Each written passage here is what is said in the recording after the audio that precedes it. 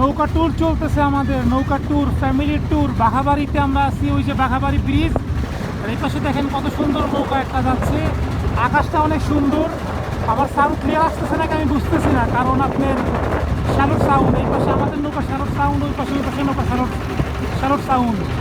তো অনেক সুন্দর আবহাওয়া, তো ভালো লাগে, শর্ট নিয়ে নেই, সুন্দর আলহামদুলিল্লাহ।